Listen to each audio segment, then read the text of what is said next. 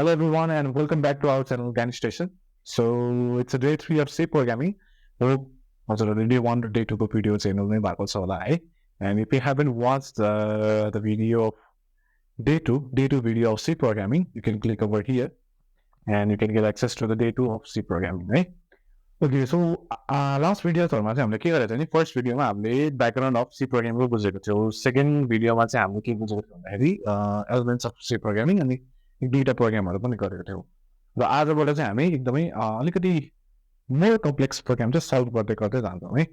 So without any delay let's get ahead with the program so हाम्रो first program भनेको चाहिँ के भन्दाखेरि चाहिँ write a program in C that asks principal time and weight and calculate simple interest and display हैन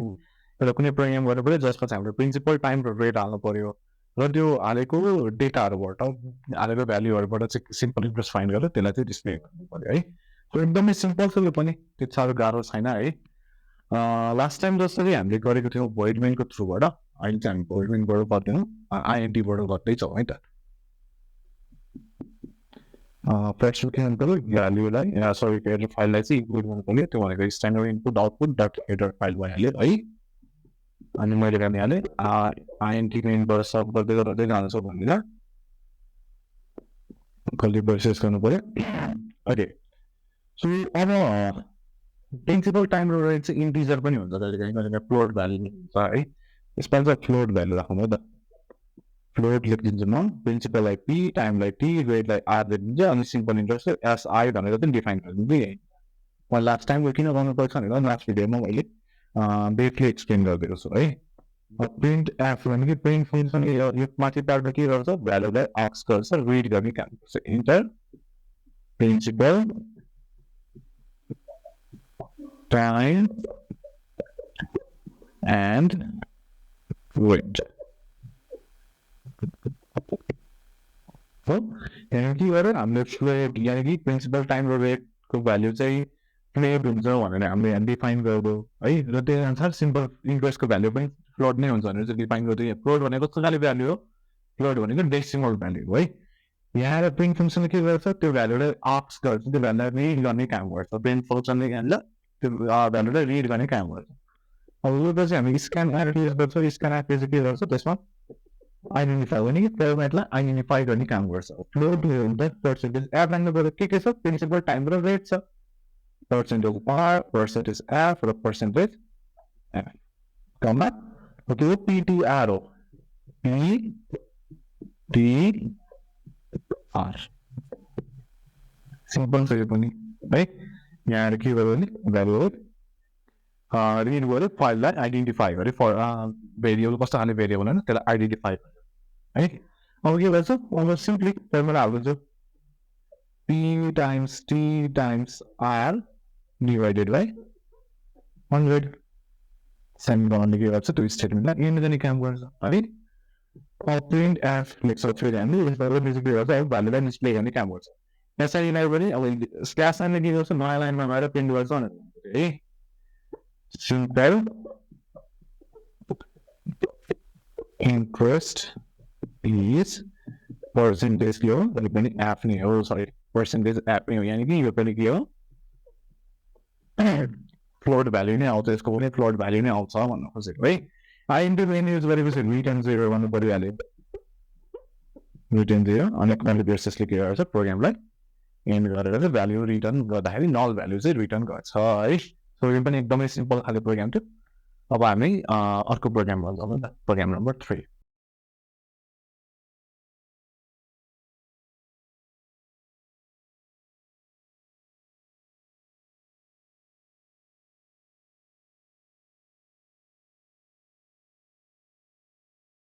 Okay, so program number 3 is also about a formula related program, right? Our program number 3 months has on it. Write a program in C to input length, breadth, or height of cuboid and calculate the volume until I display on one. Right? Even एकदम simple sir. यसलाई पनि हामीले अब धेरै बेरसम्म भनेर बस्नु चाहिँ पर्दैन यो पनि सिम्पल छ है फर्स्टमा के गर्नु पर्यो स्ट्यान्डर्ड इनपुट आउटपुट भन्ने हेडर फाइललाई चाहिँ इन्क्लुड गर्नु पर्यो है आइएनटी मेन फङ्सन हामीले युज गर्छौँ यसमा पनि मेन फङ्सन युज गर्न चाहिँ कहिले बेसिसबाट हाम्रो प्रोग्राम सुरु हुन्छ इन्टिजर भ्यालु नै राख्दैन इन्टिजर भ्यालु राख्दै लेन्थ बर्थ हाइट अनि भ्यालुमा चाहिँ मैले बी भित्र स्टोर गरिदिन्छु है सिम्पल छ यो पनि अब यहाँ प्लेन एफ एन्टर के एन्टर गर्नु पर्यो लेन्थ एन्टर गर्नु पर्यो बर्थ एन्टर गर्नु पर्यो है अनि हाइट एन्टर गर्नु पर्यो अनि एन्ड हाइट लेख्नु पर्ने रहेछ ठिक छ ल लेन्थ बर्थ एन्ड हाइट सबै हामीले के गर्नु त्यो स्टेटमेन्टलाई चाहिँ एन्ड गर्नु है अब स्क्यान एफ अब हामीले फर्मेटलाई आइडेन्टिफाई गर्नुहुन्छ आइडेन्टिफाई फर्मेट आइडेन्टिफाई गर्यो पर्सेन्टेज डी कतिवटा चाहिएको छ तीनटा छ होइन लेन्थ गएर हाइट पर्सेन्टेज डी दिने percentage D and R and V and H अब के गर्नुहुन्छ भ्यालुलाई काउन्ट गर्छौँ भ्यालु भनेको के हो L times B times H होइन त सबैले सोध्यो पनि है print F slash N value of cuboid this cuboid पनि पर्सेन्टेज यानि कि भनौँ अफ क्युबोइड इज पर्सेन्टेज यानि कि यो पनि के हो इन्टिजर भ्यालुमा नै आउँछ भन्न खोजेको है रिटर्न 0 गर्नु पर्यो आर भ्यालु त रिटर्न गर्नै पर्छ हामीले प्रोग्राम गरेर सी प्रोग्राम ओके त्यो पनि सिम्पल छ र रनिङ वे चाहिँ अघि जसरी रन गरेको थियो त्यसै अनुसार चाहिँ यो पनि रन हुन्छ है ओके प्रोग्राम नम्बर 4 पनि एउटा फर्मुला ओरिएन्टेड नै हो so let's head towards the program number 4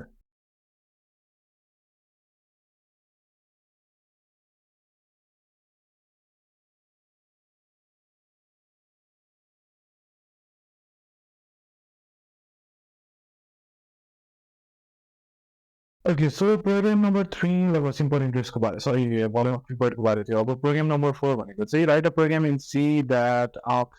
radius of circle and calculate the area of circle and display it यानी कि एउटा सर्कल को रेडियस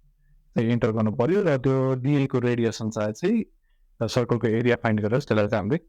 डिस्प्ले गर्नु पर्यो है सो यो पनि एकदमै सजिलो हाल्यो प्रोग्राम फर्स्टमा के गर्नु पर्यो फर्स्टमा नै हामीले स्ट्यान्डर्ड इनपुट आउटपुट भन्ने हेडर फाइललाई चाहिँ इन्क्लुड गर्छौँ है यहाँ आइएनटी मेन है अब कहिले प्रोसेसबाट के भन्छ हाम्रो मेन प्रोग्राम चाहिँ सुरु हुन्छ है रेडियस चाहिँ हामीले अब आइएनटीलाई भनेर डिफाइन गर्दा बसेर लेडी बी एउटा हाम्रो प्लेटो भनेर डिफाइन गर्नु त प्लेटो भनेर रेडियस भनेर यसरी डिफाइन गरिदियो मैले बस हामीले अन्य यो स्टेटमेन्टले के गरेँ इन्ड गरेँ है त प्रिन्ट फङ्सन युज गर्छु म प्रिन्ट एफ भन्ने एन्टर रेडियस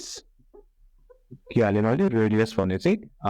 रेडियसको भ्यालु चाहिँ यहाँनिर आएर डिफाइन गरिदियो एडिट गरेर चाहिँ त्यसले है र फ्लोट भन्न चाहिँ पर्सेन्टेज एफ भन्ने हामीले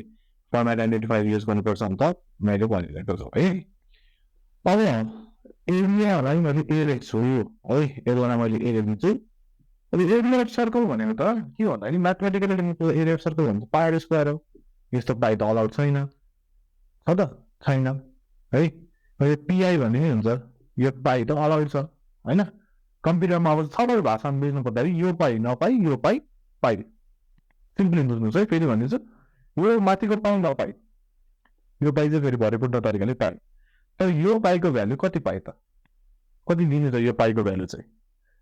यो पनि हामीले डिफाइन गरिदिनु पर्छ क्या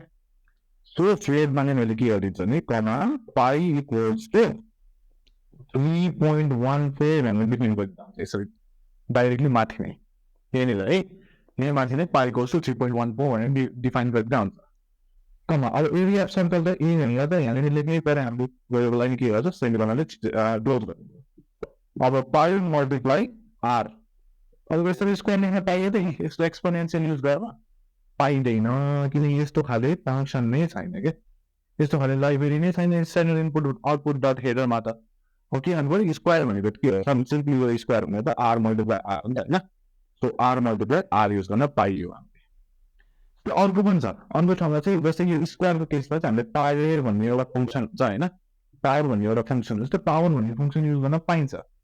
तर यो पावर भन्ने फङ्सन चाहिँ यो हेर्नु फाइलभित्रको लाइब्रेरीमा पर्दैन क्या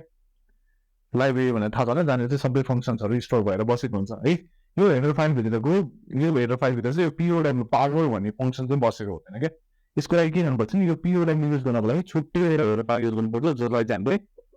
म्याथ डट एच भनेर चाहिँ भन्छौँ जुन हामीले लास्ट भिडियोमा डिस्कस गरेको थियौँ है लास्ट मतलब मेडु अफ सी प्रोग्रामिङमा चाहिँ हामीले डिस्कस गरेको थियौँ म्याथ डट एच भनेर चाहिँ सो यो पावर भन्ने फङ्सन युज गर्न पावर भन्ने फङ्सन युज गर्नु म्याथ डट हेडर चाहिँ फाइल युज गर्नुपर्छ त्यसको मतलब पावर गरिदिन्छ है डाइरेक्टली सो यो युज गर्नु छैन यसरी सिम्पल लेख्दा नि हुन्छ pi multiply r multiply r pi r square त्यसको पनि मिनिङ त होइन त एट्टी गरेपछि पो मिल्छ तर अब भने के पाइको भ्यालु चाहिँ माथि नै एनी टाइम हेर्नु पर्यो है डेन एफ स्ल्यास एनरमा नामले प्रिन्ट गर्छ मैले जहिले भनिरहेको छु है we have shorter is percentage F होइन यो यसको भ्यालु केमा आउँछ फ्लोटमै आउँछ भनेर सिम्पली बुझ्नु पर्यो है त रिटर्न 0 कर्ली ब्रेसेसले के गर्यो हामीले प्रोग्रामलाई एन्ड गर्यो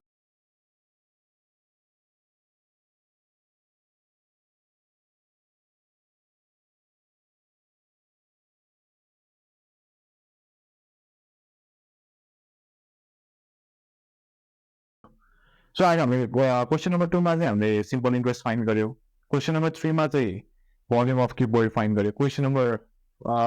4 मा चाहिँ हामीले एरिया अफ सर्कललाई फाइन्ड गर्यौँ है त क्वेसन नम्बर 5 र 6 चाहिँ हजुरहरू आएको जानुहोस् न क्वेसन नम्बर 5 मा इक्वेलेटरल ट्रायंगल गर्नुहोस् है एरिया अफ इक्वेलेटरल ट्रायंगल यो आफैले सल्भ गर्नुहोस् र क्वेसन नम्बर 6 मा भयो सर्कमफरेन्स अफ सर्कल गरिदिनुहोस् SUM ERENC circumference of circle. Okay, यो दुईटा क्वेसन प्र्याक्टिस गर्नुहोस् यदि हजुरहरूलाई यो दुईटा क्वेसनमा नि कन्फ्युज भएछ भने चाहिँ यु क्यान जस्ट